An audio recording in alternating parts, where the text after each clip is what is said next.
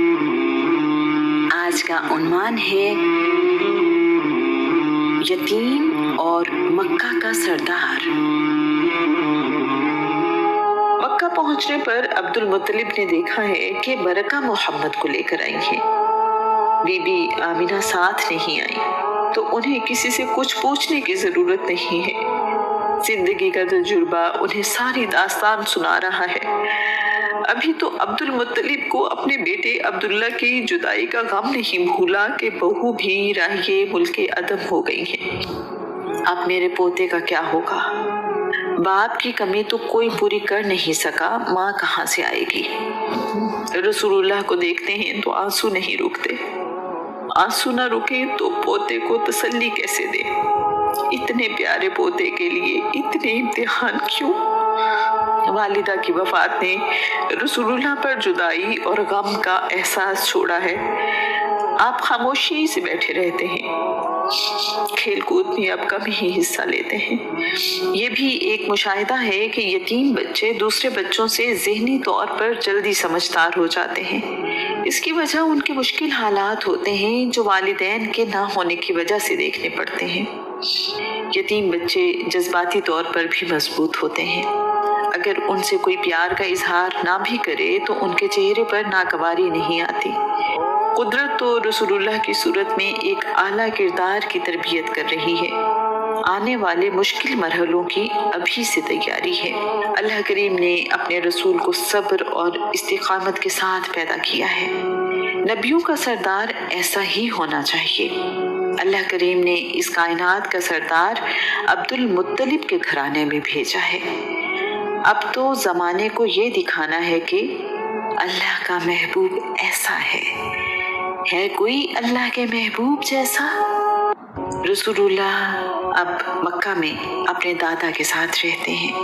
बरका यानी उम्मे ऐमन का बयान है कि आम बच्चे जब सोकर उठते हैं तो उनके बाल बिखरे होते हैं, आंखें चिपकी होती हैं और चेहरा मुरझाया होता है, लेकिन रसूलुल्लाह जब सोकर उठते तो चेहरा हशाश बशाश होता और बाल भी संवरे हुआ करते थे। उम्मे ऐमन रिवायत करती हैं, रसूलुल्लाह ने बचपन में कभी आम बच्चों की तरह भूख की शिकायत नहीं की। बरका ही रसूलुल्लाह को नहलाती धुलाती हैं, उन्हें कपड़े पहनाती और उनकी ज़रूरियात का ख्याल रखती हैं। अब्दुल मुत्तलिब ने खुसूसी हिदायत दी है कि मेरे पोते की ज़िंदगी में कोई कमी ना हो। बरका ने अब्दुल मुत्तलिब के घर रहते हुए रसूलुल्लाह की खूब खिदमत की है। रसूलुल्लाह बरका से माँ की तरह मोहब्बत करते हैं। रसूलुल्लाह कहा करते थे, बरका मेरी माँ है। रसूलुल्लाह ने बाद के ज़माने में किसी को ताना देते हुए सुना, एक शख्स दूसरे से कह रहा था, काली माँ के बेटे। रसूलुल्लाह ने गुस्से से कहा, पैमाना छलक गया। किसी सफ़ेद रंग वाली माँ के बेटे को किसी काले रंग वाली माँ के बेटे पर बर्तरी नहीं सिवाय तकवा के। मोहम्मद सफ़ेद रंग वाली माँ का बेटा है और उसे काले रंग वाली माँ ने पाला है, वो उन दोनों का बेटा है। अब्दुल मुत्तलिब जब मजलिस में जाते हैं तो रसूलुल्लाह को भी साथ लेकर जाते हैं। रसूलुल्लाह अपने दादा की कुर्सी पर बैठ जाते हैं, जहाँ सरदारों को भी बैठने की जुर्रत नहीं होती। अब्दुल मुत्तलिब ने कभी इस बात का बुरा नहीं मनाया। एक दफ़ा रसूलुल्लाह अपने दादा की कुर्सी पर बैठने के लिए आगे बढ़े तो उनके चचा ने उन्हें रोका। अब्दुल मुत्तलिब अपने बेटे से नाराज़ हुए हैं और पोते को मोहब्बत से अपनी कुर्सी पर बिठाया। यकीनन रसूलुल्लाह इस कदर अच्छा बर्ताव रखते हैं कि किसी ने कभी मजलिस में उन 8 साला बच्चे की मौजूदगी पर एतराज़ नहीं किया है। रिवायत है कि अब्दुल मुत्तलिब ने खुश्क साली के दौरान एक दिन अपने पोते के नाम के वसीले से बारिश की दुआ मांगी तो अल्लाह करीम ने बारिश अता की। रसूलुल्लाह की आंखों में तकलीफ हुई है, मक्का के तबीब उसे ठीक नहीं कर सके। अब्दुल मुत्तलिब उन्हें उकास, जो कि मक्का से 21 किलोमीटर दूर है, लेकर आए हैं। यहाँ के तबीब के इलाज ने बहुत असर दिखाया है और तकलीफ जाती रही है। रसूलुल्लाह इस बात को बाद में भी याद किया करते थे।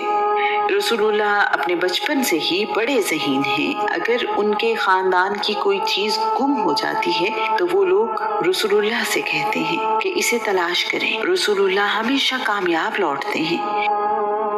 अब्दुल मुत्तलिब से किसी चरवाहे ने आकर कहा है कि मेरे ऊंट गुम हो गए हैं और मुझसे ढूंढे नहीं जा रहे, आप मोहम्मद से कहें कि मेरी मदद करें। दादा के कहने पर रसूलुल्लाह ऊंट ढूंढने निकल पड़े हैं। इस दौरान शाम हो गई है और अंधेरा छा गया है। अब्दुल मुत्तलिब परेशान है कि मेरा पोता पहाड़ों के दरमियान अकेला है। अल्लाह करीम से दुआ मांग रहे हैं कि मेरा पोता खैरियत से वापस आ जाए। रसूलुल्लाह को आने में देर हो गई है तो परेशानी में अब्दुल मुत्तलिब काबे का तवाफ करने लगे हैं और दुआ मांग रहे हैं कि मालिक मेरा कमसिन मोहम्मद मुझे वापस दे दे और अपने रहम से मुझे सुकून अता फरमा। रसूलुल्लाह वापस आए हैं तो ऊंट उनके साथ है। अब्दुल मुत्तलिब ने आपको मोहब्बत से गले लगाया है और कहते हैं कि मेरे बेटे, मैं तुम्हें क्या बताऊं कि मैं तुम्हारे लिए किस कदर परेशान था। मैं किसी के लिए कभी इतना परेशान नहीं हुआ। खुदा की कसम, अब मैं तुम्हें किसी काम के लिए नहीं भेजूंगा, न तुम मुझसे कभी जुदा होना। अब्दुल मुत्तलिब ने कसम उठाई है कि आइंदा मोहम्मद को कभी अकेला बाहर नहीं भेजूंगा। दादा जान उनसे मोहब्बत भी करते हैं और उनका ख्याल भी खूब रखते हैं। अब्दुल मुत्तलिब रसूलुल्लाह के बगैर खाना नहीं खाते। अब्दुल मुत्तलिब ने उम्मे ऐमन को ताकीद की है कि बरका मेरे बेटे मोहम्मद की परवरिश में कोताही न करना। अहले किताब का ख्याल है कि मेरा ये बेटा इस उम्मत का नबी होगा। अब्दुल मुत्तलिब का आखिरी वक्त करीब है। उन्होंने अबी तालिब को बुलाया है और रसूलुल्लाह का हाथ उनके हाथ में देकर कह रही हैं कि मोहम्मद के साथ मोहब्बत से पेश आना, इसका खूब ख्याल रखना, जिंदगी भर इसकी सरपरस्ती करना, हर दुख तकलीफ और खतरे से इसे बचाना। अबी तालिब ने रसूलुल्लाह को मोहब्बत से गले लगा लिया है और अपने वालिद से वादा किया है कि ऐसा ही होगा जैसा आपने कहा है। अबी तालिब ने आखिरी सांसों तक अपना वादा निभाया। अब्दुल मुत्तलिब ने अपनी बेटियों को बुलाया है, लेटे लेटे उन्हें गले लगाया है और उनके माथे चूमे हैं। मक्का की शान, बनी हाशिम का सरदार, यतीमों का बाप अब्दुल मुत्तलिब अपने मालिक से जा मिला है।